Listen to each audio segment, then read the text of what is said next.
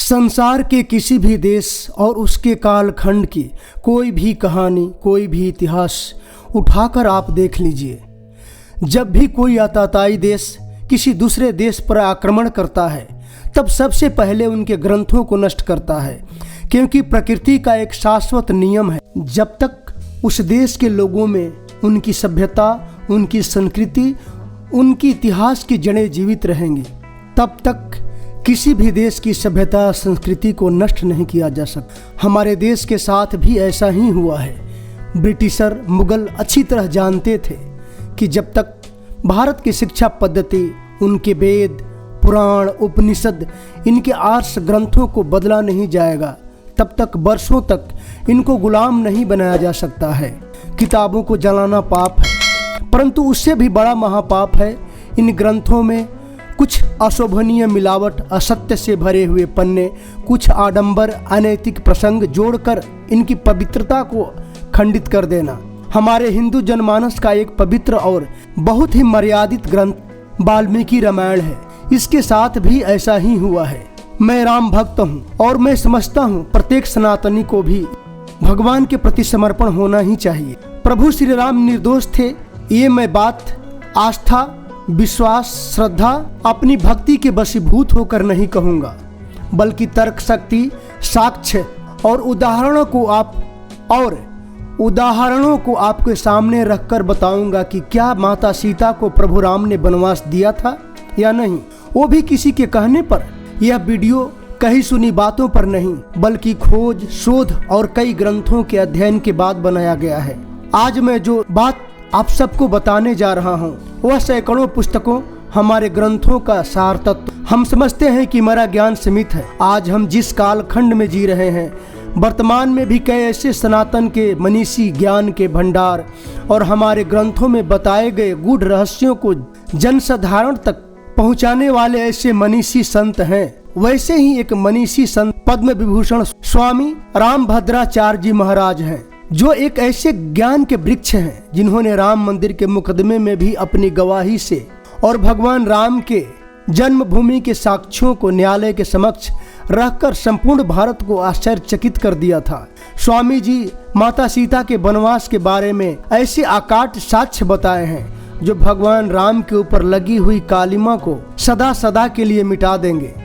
आपसे निवेदन है कि अभी आप अपनी सारी शक्ति, सारा ज्ञान और सारा ध्यान कुछ मिनटों के लिए इस ऑडियो में बताए गए साक्ष्यों को सुनने पर लगाइए। मेरा विश्वास है कि आपके जीवन में भी प्रभु श्री राम के बारे में कही हुई बहुत सी बातों का ज्ञान और समाज में फैली हुई सामाजिक कुरीतियों और अंधविश्वासों से सदा सदा के लिए उनका निस्तारण हो जाएगा। यह ऐतिहासिक कथा शुरू होती है श्री राम के वनवास समाप्त होने के बाद, जब प्रभु राम खुशी खुशी अयोध्या के राजा बन राज्य कर रहे थे। अयोध्या का एक नागरिक राम के राज दरबार में उपस्थित होता है। उस पर अपनी पत्नी को निष्कासित करने का आरोप है। वह कहता है कि मैं आप जैसा नहीं हूँ कि अपनी पत्नी शत्रु के यहाँ रह के आई है और उसके चरित्र पर संदेह किए बिना ही उसे अपना लूं। ऐसा सुनकर श्री राम सोच में पड़ गए और अंततः प्रजा के सामने सही उदाहरण रखने के लिए सीता का त्याग कर दिया, उनको वन भेज दिया। वाल्मीकि रामायण के अलावा भी रामायण के करीब 300 अलग अलग रूप हैं। रंगनाथ रामायण, अध्यात्म रामायण, कुमदेन्दु रामायण, राम अवतार चरित्रम, भवार्थ रामायण, जगमोहन रामायण, कंब रामायण आदि आदि, और सभी एक ही कथा को बार बार दोहराते हैं। जब एक असत्य को बार बार कहा जाएगा तो जनमानस भी उसी असत्य को सत्य मान बैठेगा। बस यही असत्य है जो हमें बार बार बताया गया। अब प्रश्न आता है कि सत्य हम किसे माने। अब हमें महर्षि वाल्मीकि रचित रामायण के अलावा कोई और साक्ष्य मिलता ही नहीं है, क्योंकि महर्षि वाल्मीकि राम के युग में हुए थे।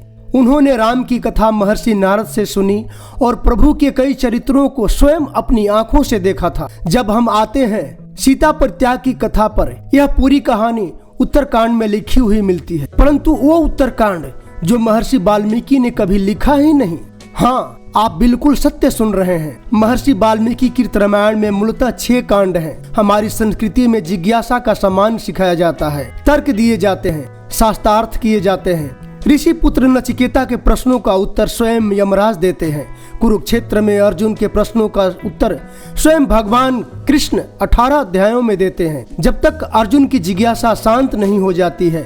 आज आप भी तर्क सुनिए और खुले मन से समझने का प्रयास कीजिए। वाल्मीकि रामायण के युद्ध कांड के 128वां सर्ग कहता है कि राम राजा बन गए, विभीषण लंका चले गए, सुग्रीव किष्किंधा के लिए लौट गए, भरत सेनापति नियुक्त हुए। उसके बाद श्लोक संख्या 95 से लेकर 106 तक कैसे श्री राम राजा और माता सीता रानी बन खुशी खुशी अयोध्या पर राज करने लगे।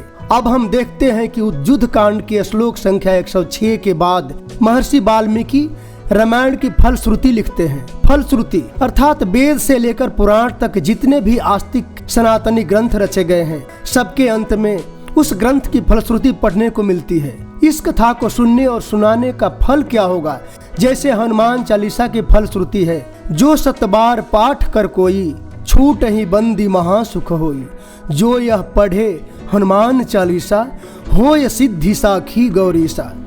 महर्षि वाल्मीकि ने भी वाल्मीकि रामायण में श्लोक संख्या 107 से लेकर 123 तक फलश्रुति लिखते हैं, अर्थात औपचारिक रूप से रामायण की कथा का समापन हो गया।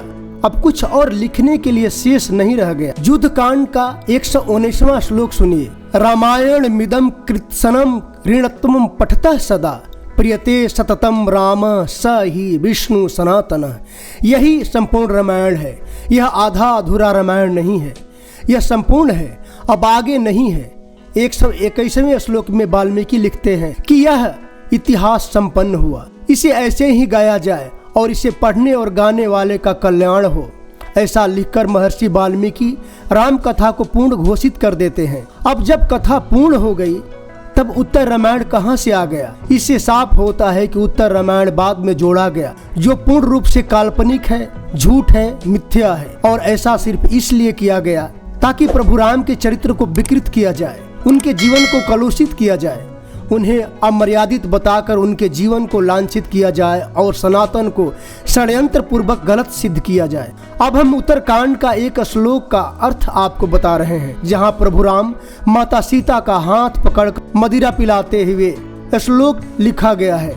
संपूर्ण रामायण में प्रभु राम ने कभी भी मदिरा का पान नहीं किया और अचानक उत्तरकांड में मदिरा पान करने लगे। यह विश्वास करने योग्य है। यह श्लोक 22वां सर्ग का है। इसमें आगे लिखा गया है, राम वरांगनाओं अर्थात वेश्याओं को प्रसन्न कर रहे हैं और उनका नृत्य देख रहे हैं। क्या इस पर कभी विश्वास किया जा सकता है? जो भगवान राम जीवन भर एक पत्नी व्रत का पालन किया, उनके जीवन में किसी अन्य नारी की छाया भी नहीं दिखी, वह अचानक वेश्याओं का नृत्य देख रहे हैं। राम के चरित्र पर यह लांछन नहीं तो और क्या है? और ये लांछन महर्षि वाल्मीकि क्यों लगाएंगे, जो राम को भगवान विष्णु से भी बड़ा मानते हैं, उनको महाविष्णु कहते हैं। युद्ध कांड के 128वें सर्ग में महर्षि वाल्मीकि साफ साफ कहते हैं कि भगवान राम सहित सीता अयोध्या पर हजारों वर्षों तक प्रेम पूर्वक राज किया और सैकड़ों अश्वमेध यज्ञ किए। जब हजारों वर्षों तक अयोध्या पर राज किया, तब माता सीता को वनवास कब हुआ? ये तो सच है कि माता सीता ने अग्नि परीक्षा दी थी, परंतु अयोध्या में नहीं, लंका में, अपने निष्कलंक सतीत्व का उदाहरण प्रस्तुत करने के लिए। वह भी रावण के मृत्यु के बाद परीक्षा दी थी लंका में, और ये अग्नि परीक्षा तीनों लोगों ने देखी थी। तो क्या वह अयोध्या का नागरिक नहीं देखा था? देवता, गंधर्व, मानव, कोई भी ऐसा नहीं था जिसने इस दृश्य को न देखा हो। माता सीता ने अग्नि में प्रवेश किया और सबने देखा कि उनके साड़ी का एक सूत भी नहीं जला। और प्रभु राम ने अग्निदेव को वचन दिया कि जैसे एक यशस्वी व्यक्ति अपनी कीर्ति का त्याग नहीं करता, मैं भी जीवन भर सीता का परित्याग नहीं करूंगा। राम सीता को अपनी कीर्ति मानते थे, इतना आदर देते थे। आप स्वयं सोचिए, जीवन भर सीता के साथ रहने का संकल्प लेने वाले प्रभु राम क्या किसी के कहने मात्र से सीता का त्याग कर देंगे? वो राम जिनके वचनों का मूल्य प्राणों से भी बढ़कर था। रघुकुल रीत सदा चली आई, प्राण जाई पर वचन न जाई। जो श्री राम पिता के वचनों का मान रखने के लिए राजपाट सब कुछ छोड़कर वनवासी बन गए, वो राम स्वयं के वचनों का मान रखने के लिए क्या नहीं कर सकते? मैंने अपनी बात ग्रंथ, पुराण और इतिहास के द्वारा सत्यापित साक्ष्यों के आधार पर बताई है। अब आप संसार को बताइए कि माता सीता का वनवास कभी हुआ ही नहीं था। यह तो मात्र एक षड्यंत्र रचा गया था प्रभु राम और माता सीता के चरित्र को लांछित करने के लिए। आपका बहुत बहुत धन्यवाद। जय श्री राम।